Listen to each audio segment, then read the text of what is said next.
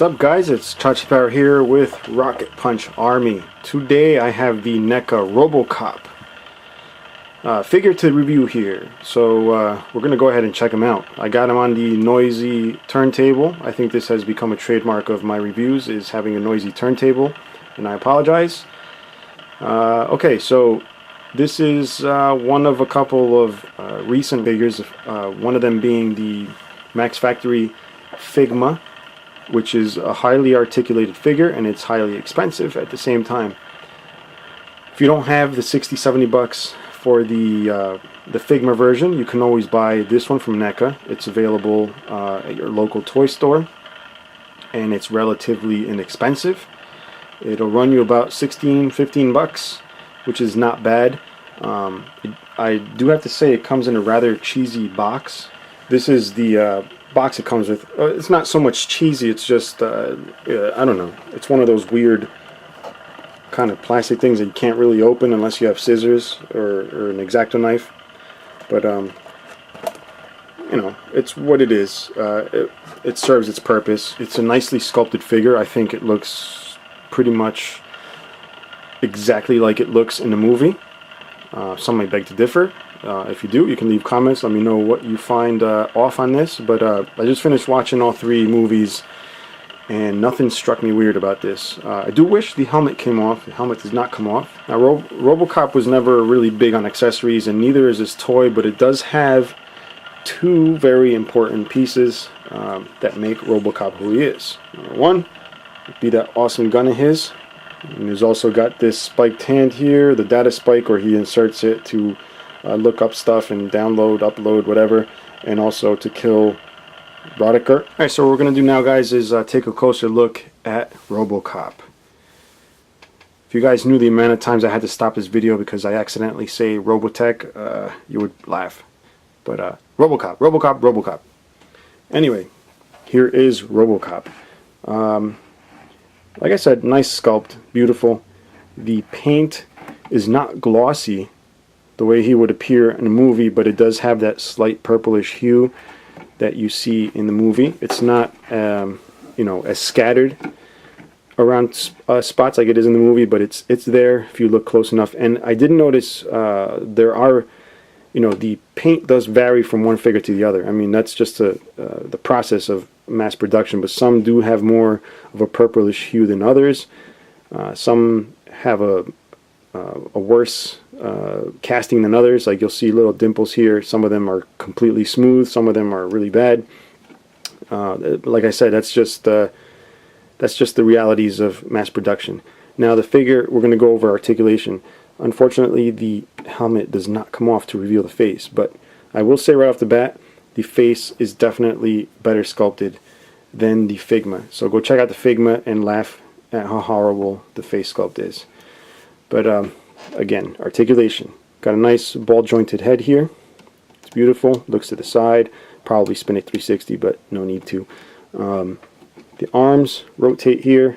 They also move out like so. You'll see the it's a ball type joint that goes in and out, but it's got this swivel down the center to allow that movement. You also got the elbows. The elbows only go this far. They're limited by design. You do have the upper chest, slight movement that way. It's actually a little more than slight, so it's pretty generous. And then you got the waist this way. No type of movement there except for swiveling. You do have these posts that stick out, and they kind of make me a little bit nervous on how thin they are. I have heard that people have broken NECA figures before. I haven't really read up on any broken Robotech figures, but just be careful. As you'll see, those posts are very thin. I would have been happier with thicker posts, and that would have maybe filled out this section here, but it probably would have limited articulation somewhat. So that's the amount of articulation you get in there. You obviously do get the movement up that way, but since this is on an angle, it kind of gives the knee a weird, like, river dance type effect. Then you got the knee, which has little... Alright, I'm not sure if I cracked it there. I don't know if you guys heard that. I was going to say it has ratchets. I don't know if they're ratchets that I just snapped completely, or just paint unseizing or something. If you guys have this figure, please let me know, because I probably will go and return it. I want ratchets. But this other leg, it almost feels like there are ratchets. And I guess this one still has them, just that's probably just paint unseizing. Anyway, moving along. The feet here don't have any side-to-side movement, but check this out. Working pistons, guys. That is badass. Anything that has working pistons, I love. Just pistons. I don't know what it is about pistons, guys, but come on, look at that. That's pretty badass. Alright, what we're going to do now, guys, is check out his accessories. Here we have his pistol, which is a badass pistol. If you watch the movie, this thing shoots like crazy. It looks badass. It's huge. Definitely perfect for Robocop. Unfortunately, his leg does not open to store away that weapon, which probably would have made this a bit more expensive, but definitely a bit more cooler. And then we got this alternate hand here with the spike. It looks like in the movie he basically used this to upload information or download information, and he also used it to kill the bad guy, which is really cool. I'm going to show you these two accessories on Robocop himself. So we'll put this down here. Grab Robocop, get him into focus here. Alright, so first thing I want to show is the gun.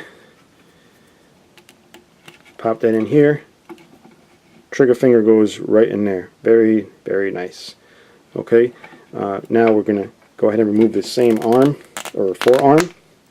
Pop that off. It's very easy to pop off. It's got this little nub here. And then you just pop this in, which is a tad difficult, but it's a bit cold up here, so the plastic is very hard. So there you go. You got the spike. Now, this is catered to collectors. When you find this in, the toy store, it's usually under the adult collection aisle, and with good reason. I mean, it's Robocop. It's a toy. But a toy meant for adult collectors that are not going to be trying to stab other people. Not that adults won't do that, but children are more likely to go and try and stab somebody, supposedly. But anyway, what I'm getting at is this spike here, which is freaking hard. Like, it doesn't really, sometimes you get those Japanese toys that have sharp pieces and it's rubber, or like Transformers, for example. Here's a good example of what I'm talking about.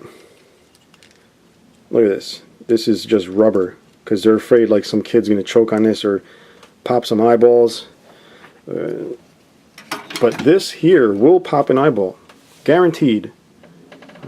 It will puncture you if you are not careful. Now, like I said, it's cold here. I'm in Jersey. We're in the middle of winter.